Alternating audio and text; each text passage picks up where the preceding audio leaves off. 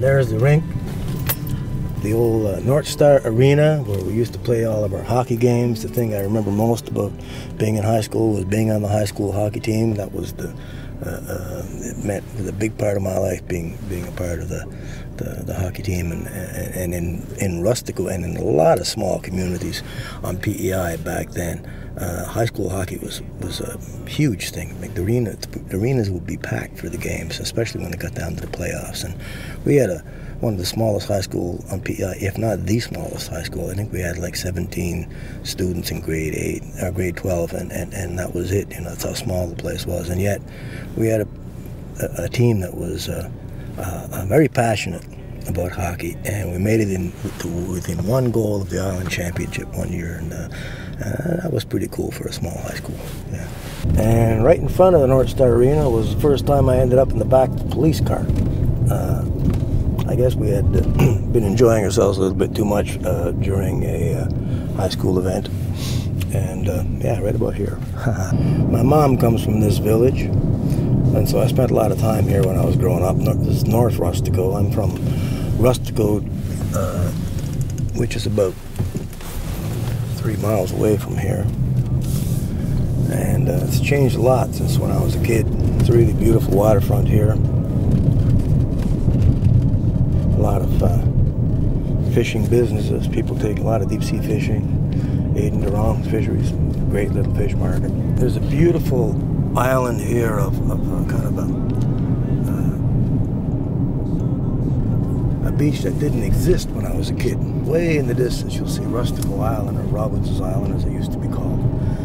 And years ago they decided they wanted to build a causeway to the island. And of course there was a lot of opposition to it. The fishermen saying, well, you're going to ruin the whole harbor here if you put up a causeway.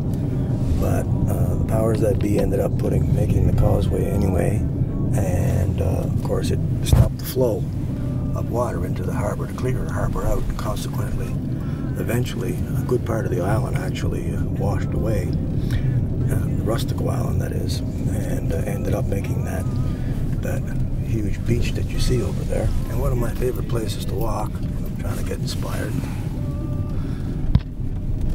But it's also kind of a lesson as to try to listen a little bit more to nature and not always trying to manipulate it. You can't see it from here, but the actual channel that the fishermen have to go through to get out now is very, very small. This here lighthouse here is my sister-in-law's business.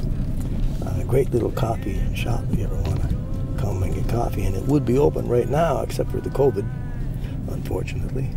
All kinds of island crafts in there, as well as wonderful coffee. In this building right over here with the yellow doors, that was a local bootlegger, and now it's a souvenir shop.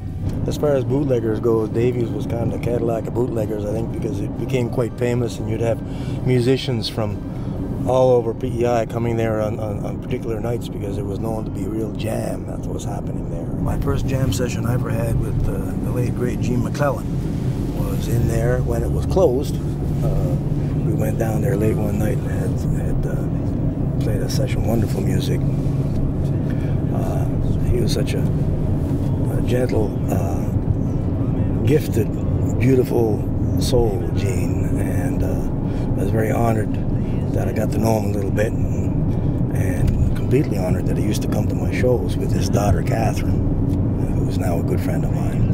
It's a small village, but the generosity of spirit in this place, and Rustico in general, is quite fantastic. In the wintertime, you come here at Christmas, and it's quite famous. All of these houses would be lit up like with so many lights, all raising money for charity, and showing off the village and just getting into the Christmas spirit. It's really become a famous event on Prince Edward Island. Fisherman's Wharf restaurant, quite famous place. People go to get lobsters, and I like to cook my own. Fishing operation run by my cousin Joey. Right here, his dad used to run it, Alfred, and now it's Joey's kids that are running it. Gautier's Fishing. Now we're in Rusticoville, the area between North Rustico and Rustico.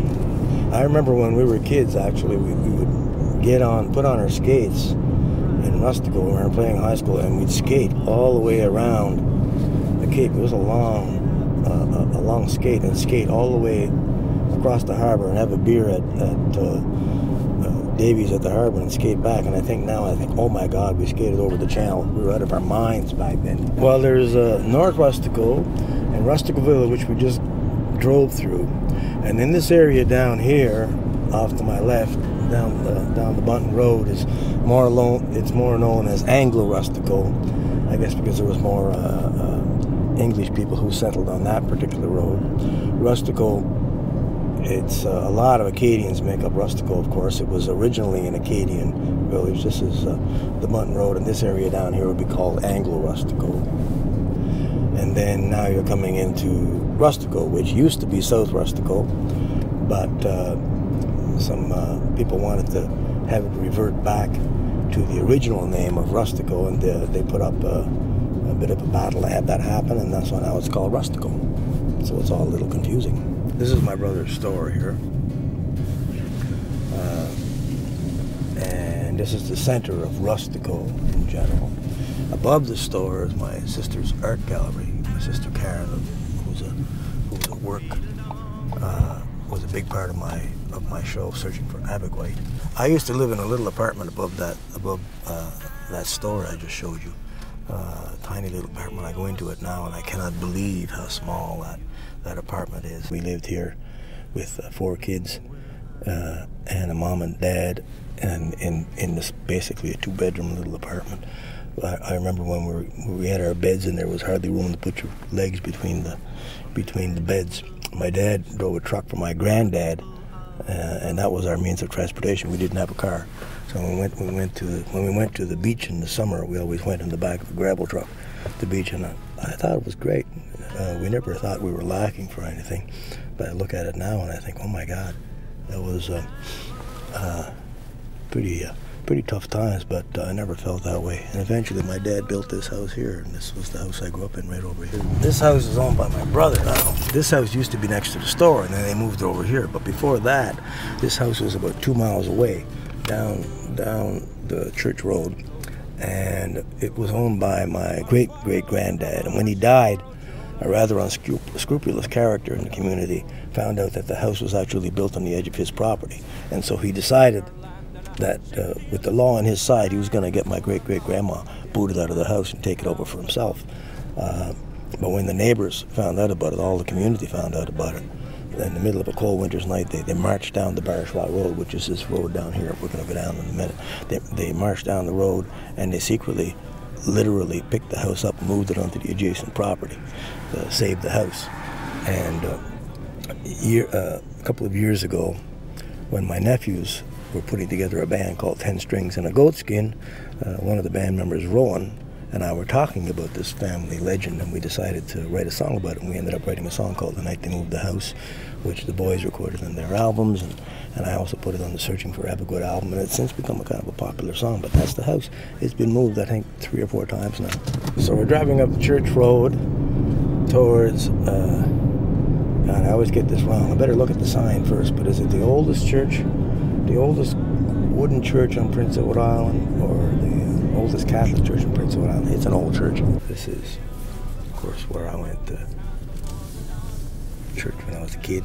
This building here is a really cool building because it's at the Farmers Bank of Rustico, and it was built in the late 1800s to help farmers who were to try to get them out from under the thumb of the big banks and try to give them a leg up in the agriculture industry. And it was put together by an amazing man by the name of Father Georges Antoine Belcourt. And Georges Antoine Belcourt, he was a Jesuit priest who had worked out west with the indigenous population around the time of Louis Riel. When this Georges Antoine Belcourt showed up here, he was brilliant, and he put together schools and orchestras, built libraries, and he built this building here, which is considered to be the first credit union in North America. All of the credit unions afterwards kind of took a bit of a lesson from this particular building. And over here is the Dumas House, which is the oldest house on Prince Edward Island, considered to be the oldest house on Prince Edward Island. They moved it here from around the Grand-Père Point Road.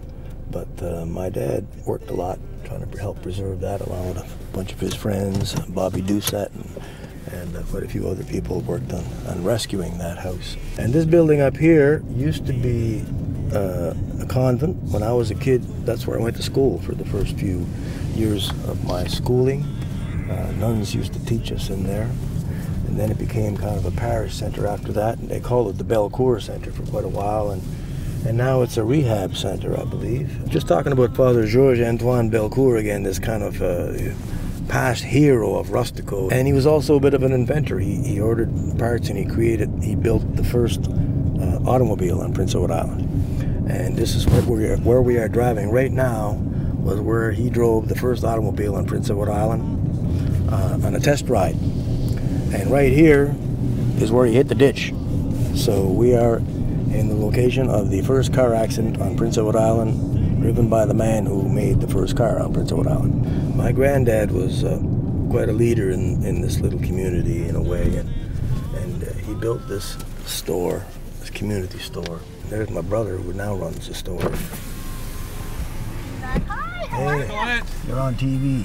I'm on TV, how are you? This is my brother Keith. What's going on? Who runs the store? I'm telling him about the store. Tell me a little bit about the history of this store here. The history of the store? Well, your grandfather, my grandfather, started this in 1927. It's a family-run business. It is what it is, a country store. We ain't fooling anybody, but we like to think we please a lot of people. And not too many stores have a wonderful art gallery in the second floor, which is where my sister Karen's art gallery is. Anyway, what you up to? Oh, nothing. See you later. See you later. Drive safe. Take care. Take care of yourself. Yep. My dad drove a big truck, and we would drive up to Rogersville in northern New Brunswick to get these cedar posts. And I became pretty good friends with the family up there who used to cut the wood for us, the Caseys, Marcel Casey and all of his family. And they knew I was interested in music, and Marcel's son Eloi was a guitar picker. And on one trip I didn't make, they gave my dad an old guitar to give to me, and I got that guitar for next Christmas.